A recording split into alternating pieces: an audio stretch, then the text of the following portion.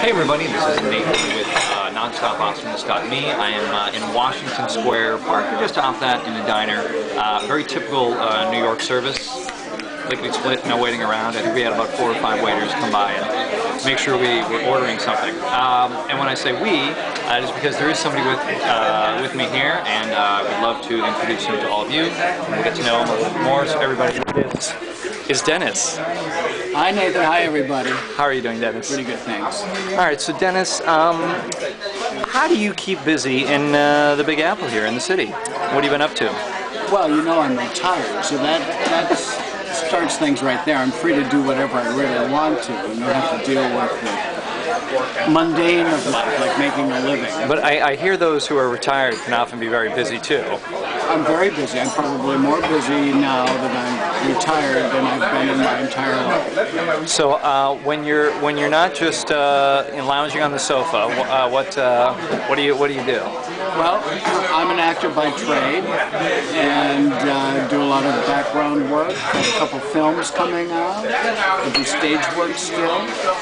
I'm also a bit of an entrepreneur. Oh yeah? Yes, I own and operate www.oillamp.com, the information and market resource for oil lamps since 1996. Oh, nice. And how long have you been living in New York? I moved to New York in the fall of 1972 and lived right down here in the village on Sullivan Street before it was even considered to be called Soho. Aha. So you predate Soho? I predate Soho. And Soho and Midtown West and Clinton, and now living, of course, in Hell's Kitchen. You've probably never thought about it that way, and shame on me for even phrasing it that way. So, what is coming up for you? What are you excited about there, Dennis? Well, the reason we're down in the village is this morning I went to Judson Church, which is the sanctuary for the arts here in New York City. It became quite famous in the 60s when an associate pastor by the name of Al Carmine revolutionized off-Broadway. I was fortunate enough to work with Al, collaborate with Al, love Al for the last 25 years of his life when he began a congregation in Midtown Manhattan in Hell's Kitchen. But his genesis and all of his major works were done in Judson. He was a prolific composer, playwright, actor, and inspired a whole generation of young artists who came to the city in the early 70s and needed a place that would allow them to dance freely, to speak freely, to create freely.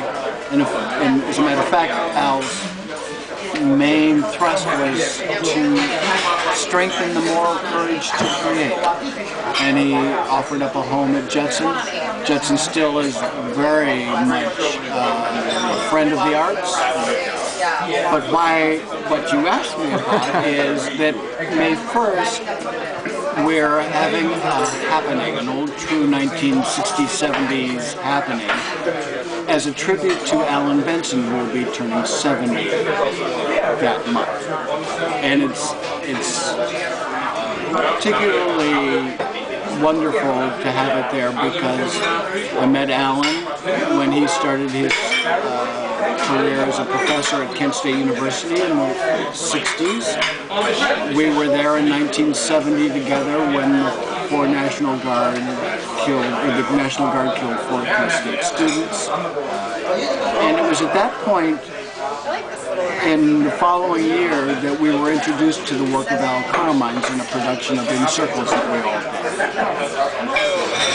Flash forward 30 years, and Alan has remarried, has moved to Weehawken, New Jersey, and has joined Al Carmine's congregation, which I was one of the founding fathers.